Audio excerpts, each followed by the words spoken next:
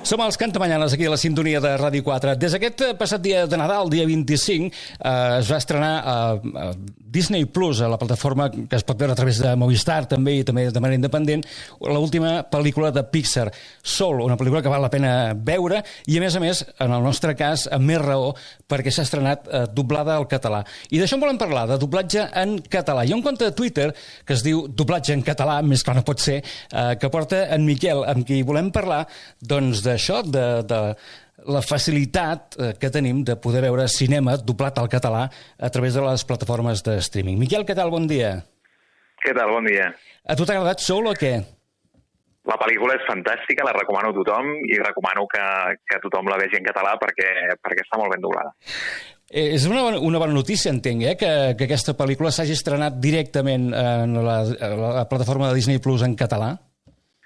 És una molt bona notícia perquè no és el primer cop que passa. O sigui, Disney Plus ja havia penjat un parell de pel·lícules en català, com eren Espies disfressats i Frozen 2, però les havien penjat a la secció d'extras, amb la qual molta gent no sabia ni que existien. Per tant, això és complicat. En el cas de Soul sí que l'han incorporat com a opció de so i aquesta és la gran novetat. I llavors això fa que molta gent que potser no sabria que l'han doblat al català, doncs pugui accedir-hi i, per tant, sí, és una bona notícia. Insuficient encara, sí, però és bona notícia. Jo t'haig de dir que en el meu cas, jo he aprofitat per abonar-me a Disney Plus per poder veure Soul en català. Vull dir que alguna cosa han guanyat gràcies a fer-ho en català. El teu compte de Twitter, que té més de 15.000 seguidors... Uns quants menys, però bueno... Ah, no, perdona. Anem en camí.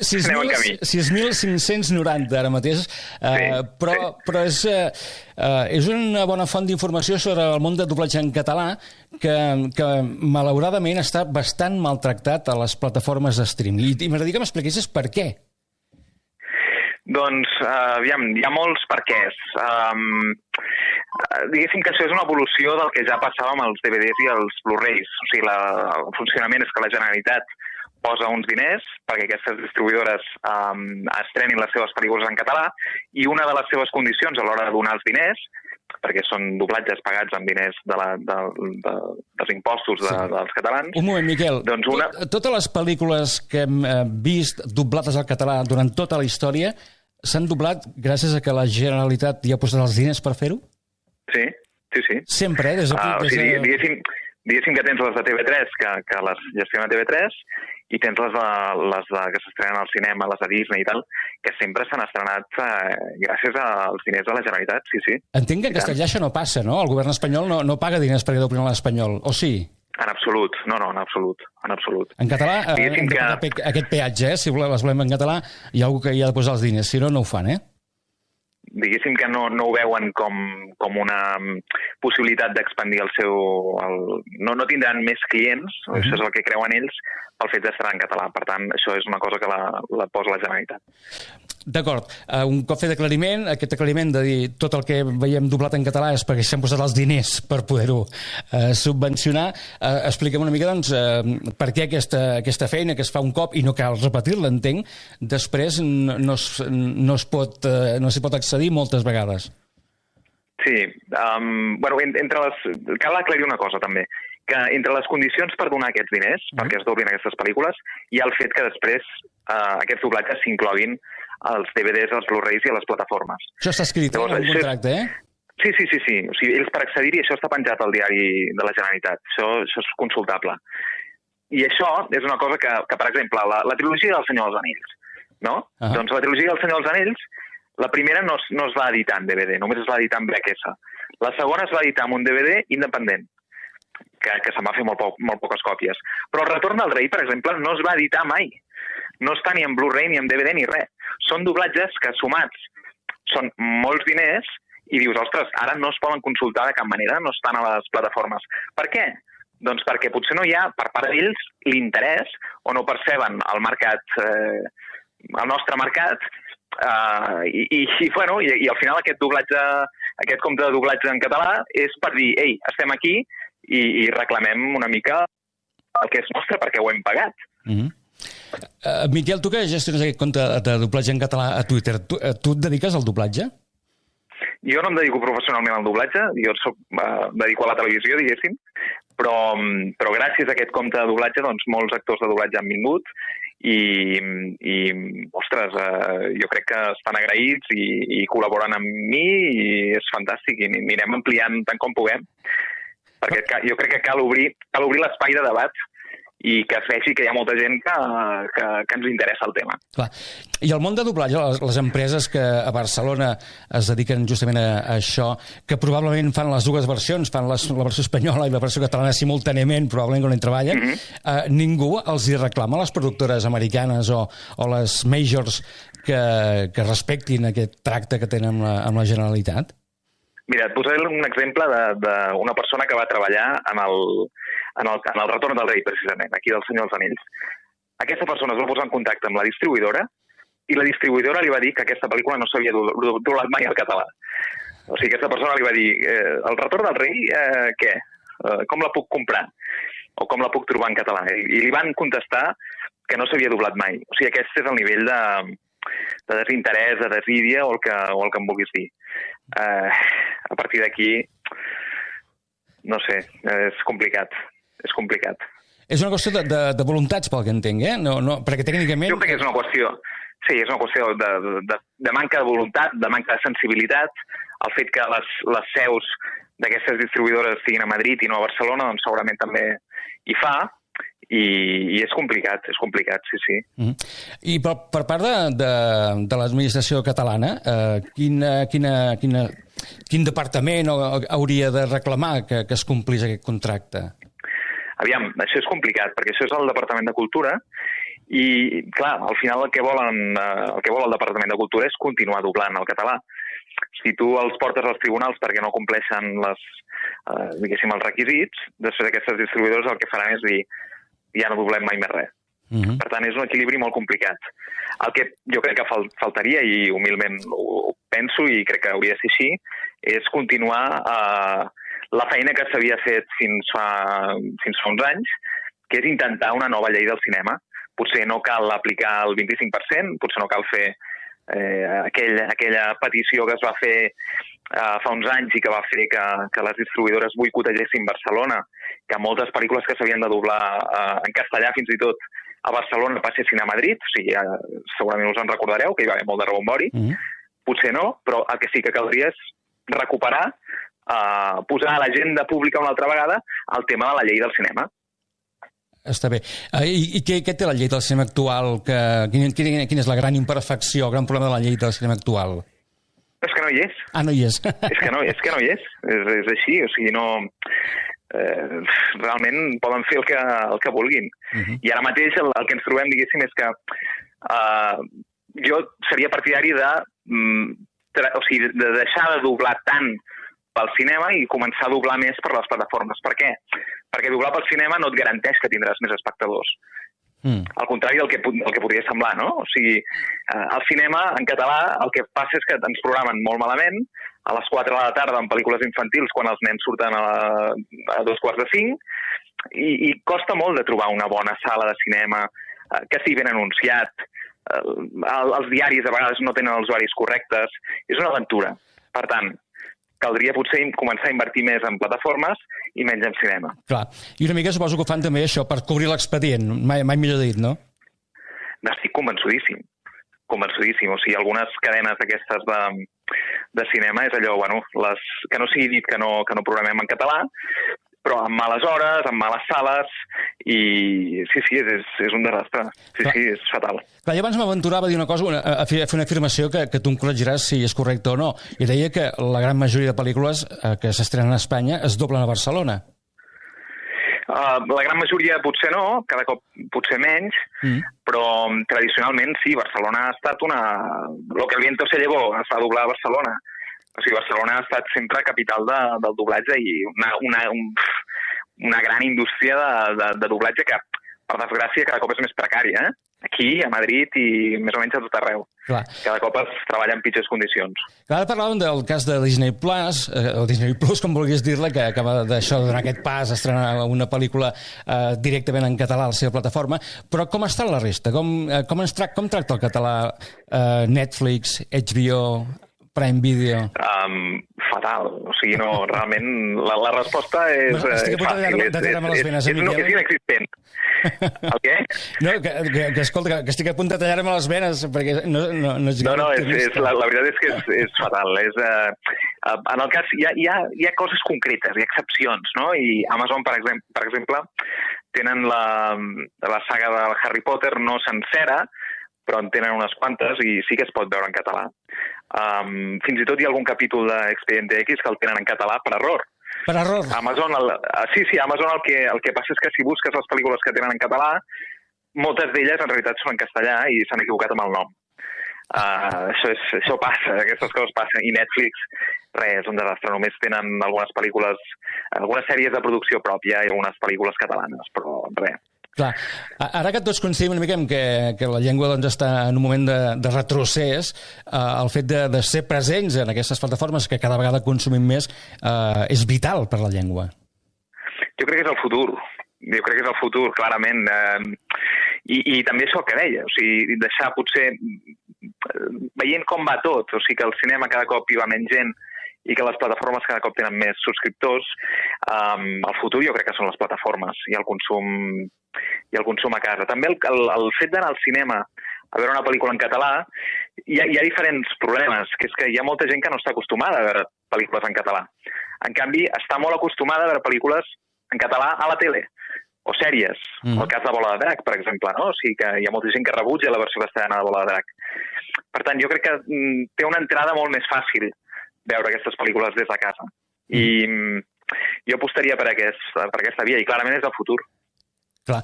Lògicament, sense obviar tota aquella gent que és defensora de la versió original, que també és un altre tema. Hi ha una altra queixa. Hi ha molta gent que diu clar, és que a mi el doblatge en català jo crec que té molt a veure amb el que sentim a TV3, són sempre les mateixes veus, i em cansa. Exacte. Sí, aquí hi ha un tema, que és que, i això la gent no ho sap i tampoc no té per què saber-ho, així com una pel·lícula doblada al cinema, per al cinema doncs, pot costar 60.000 euros, un doblatge per TV3 costa 6.000 euros. Clar, no es pot esperar la mateixa qualitat en un cas i en l'altre. Llavors, hi ha més repetició de veus, cada cop TV3 dobla, diguéssim, amb una qualitat més baixa perquè hi destina menys diners. El sector està molt queixós amb aquest tema i, per tant, no es pot esperar la mateixa qualitat. Clar, si comparem el doblatge castellà que ha passat pel cine amb el doblatge que ha passat per TV3, ostres, clar, comparem El Senyor dels Anells o comparem Star Wars o pel·lícules que sí que s'han estrenat per cinema. Llavors sí que es pot comparar. Però clar, la gent, jo crec que també part del problema és que molta gent té por d'anar a veure pel·lícules en català al cinema perquè es pensa que es trobarà un doblatge a l'estil de TV3. Clar. I no. Escolta, Miquel, deixant de banda les institucions, com a consumidors de productes en català, sigui música, sigui llibres, sigui cinema, què podem fer per pressionar i per fer veure a les productores, en aquest cas a les companyies multinacionals, que bé, que som una llengua com qualsevol altra i que mereix un respecte com la resta? Doncs mira, d'entrada, jo crec que no cal dir que consumint aquests productes, això d'entrada, i coses tan simples com, per exemple, ara aquests dies amb la gent que veia Soul, hi havia molta gent que deia, que penjava a Twitter o penjava a Instagram, ostres, estic veient Soul, m'agrada molt, tant de bo Disney fes més coses d'aquestes. Doncs anar-ne parlant, anar penjant, anar fent bullir l'olla, que per Twitter, que per Instagram es vegi que hi som i que les coses... La versió original és compatible amb el doblatge. Tot i que la versió original, en general, està subtitulada en castellà. Però que, ostres, que està bé també pels nens tenir pel·lícules de Disney en català. Pensa que del catàleg de Disney Plus no hi ha res pràcticament en català. Per tant, ostres, hem d'aconseguir-ho, això. Clar, no hi ha res accessible, però sí que hi ha moltes pel·lícules que en el seu moment es van invertir uns diners perquè allò fos doblat en català, eh? I tant. Des del Geperut de Notre Dame, tot. O sigui, la primera que es va fer va ser el 101 Dàlmates, que era una reestrena, i després el Geperut de Notre Dame, Hèrcules, Mulan, totes aquestes, Tarzan, es van doblar al català. I ens van costar molts diners en el seu moment. I, ostres, clar, no tenir res accessibles és com que s'han perdut i, ostres, la gent ja no compra DVDs, la gent ja no compra Blu-rays, o estem a les plataformes o ja no hi som. I això és un terreny que l'hem d'aconseguir Hem de ser-hi. Clar. Miquel, s'ha perdut realment o hi ha algun lloc que hi ha un màster guardat en algun estudi de gravació o alguna productora encara que deu existir allò, eh? Quan dic que s'ha perdut, em refereixo que s'ha perdut de cara al consumidor, perquè el Gebrot de Notre Dame no s'ha arribat a editar mai en digital. Es va editar en VHS, però no s'ha editat mai en DVD, Blu-ray i tal. Jo suposo que sí que la deuen conservar. Però, per exemple, jo em refereixo que per més edició en DVD que hi hagués, ara els nens no posen DVDs o no posen Blu-rays, posen Disney Plus o Disney Plus. Llavors, ostres, l'accés de cara al públic, això és fatal, això. Clar, has dit una cosa així molt de passada que a mi m'ha sobtat molt i m'ha deixat una mica fred. Dius, bé, les companyies doblen perquè ve la Generalitat amb els diners i la Generalitat no apreta perquè ves que no s'enfadin i deixin de doblar i ens agafin el telèfon. Això és molt greu, eh?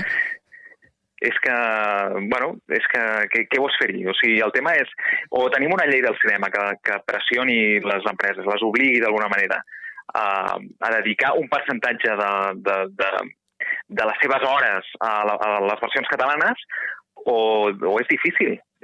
Llavors, com que és una negociació i es vol anar de bones, doncs se'ls pot apretar fins a un cert punt. I Disney, dintre de tot, no és de les pitjors. Hi ha hagut companyies, jo ara recordo, per exemple, el cas de Fox, o altres companyies que realment han incomplert molt més que Disney. I ara Disney tot just s'hi està posant. Disney, per què és important? Perquè la majoria del seu catàleg és el tipus de pel·lícula per nens i adolescents que s'està doblant. Aquesta és la tendència, doblar per nens. Per tant, clar, Disney és important, però sí, les altres Netflix i companyia... Disney Plus també té una cosa interessant, que és que la distribuïdora i la plataforma coincideixen. Vull dir que els drets de les pel·lícules de Disney sempre seran de Disney Plus. En els altres casos de Netflix, Amazon, la distribuïdora pot ser que ara tinguis la pel·lícula i d'aquí un any ja no. Per tant, negociar amb aquelles plataformes és més complicat. És complicat perquè et diran, bueno, jo al final, al fons, no sóc el propietari, o sigui que tampoc no tinc aquesta responsabilitat, no? Clar, estic pensant que per nosaltres, per tu i per mi, és molt important el doblatge en català, però a vegades, i ho veus veient fils de Twitter, que veus des de fora, diuen, ja estan aquests, podem gaudir tots plegats de la versió en espanyol, per què la voleu en català si l'enteneu perfectament? Què els hi diem a aquests? Jo el que els diria és que al Quebec hi ha una versió en francès del Quebec i estem parlant de 7 milions de parlants, crec, o una cosa semblant a nosaltres, i que per què els d'Espanya no tenen el doblatge sud-americà, com fins a La Sirenita, per exemple. Perquè s'ha de fer un doblatge en castellà. Exacte. O sigui, tenen molts més espectadors en llatí. O sigui, al final és una mica així. Pensa que Disney dobla moltíssim, fa més d'una vintena de llengües. Vull dir que no crec que vingui d'aquí. Clar, estic pensant això. De fet, les primeres pel·lícules de Disney de fa moltíssims anys es doblaven a Mèxic, crec, i venien aquí amb accent sud-americà. O Pinocho a l'Argentina, per exemple. Sí, anava rotant, sí, i tant. Va ser a partir de La Bella i la Bèstia, crec, que va ser la primera que es va doblar a Barcelona. Jo us recomano que seguiu aquest compte, doblatge en català, perquè a banda de seguir una mica l'actualitat, les estrenes que es poden veure, també fas una feina molt important de recuperar una mica la memòria històrica del món de doblatge en català, perquè, a més, hi ha grans figures, grans veus, i s'han fet grans doblatges al nostre país. I tant, i hi ha una cosa que hi ha molta gent que no sap, i em refereixo a aquesta cosa de la memòria històrica, que és que la primera pel·lícula que es va doblar al català va ser abans de Franco, que es deia Draps i Ferro Vell, durant l'època de la República. I doncs, anècdotes d'aquestes m'agrada referir-m'hi. Sí. Doncs ja ho sabeu, busqueu-lo i això, si podeu, tampoc això no cal ser molt activista, però realment si esteu mirant una pel·lícula en alguna plataforma, sigui Disney, sigui Netflix o sigui la que sigui, doncs mireu primer que la tingueu en la vostra pròpia llengua, que és el català, i consumir-la en català, perquè això mica generarà l'interès per part de les pròpies plataformes a mantenir-la i a potenciar-la d'alguna manera. Miquel, t'agraïm moltíssim aquesta estona i la feina que fas amb aquest compte de Twitter. A vosaltres per donar-nos veu. Fins una altra, a reveure. Fins una altra. La neu de nit té un to més bonic, no hi ha traces, tot és blanc. D'un regne aïllat al món, en soc reina aquest instant. El vent fereix la nit per dins la tempesta. acabat fugint, tot i que he lluitat. No els vull a dins, no els vull aquí, porta't molt bé, sempre em deia a mi, desat no ho pot saber ningú. Ja ho sap algú, vol volar, deixo anar, ni puc ni el vull amagar.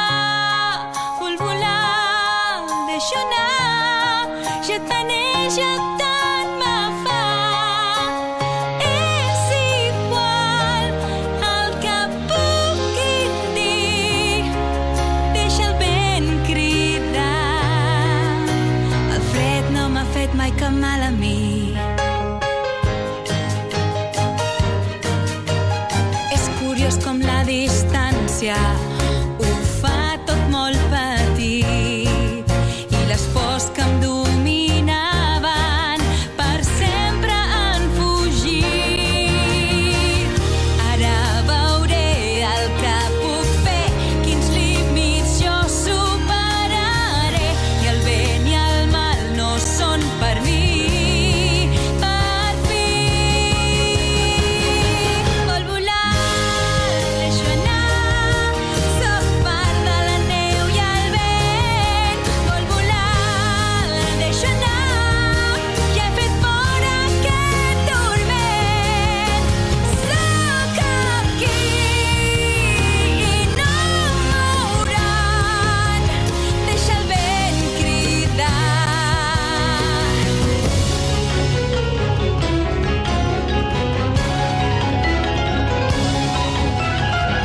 Tinc un poder que va dels cims fins als avencs. De la meva ànima en surten gels que ni comprenc, i un pensament sorgeix com un gran dard gelat. No penso tornar mai, això ja és el passat.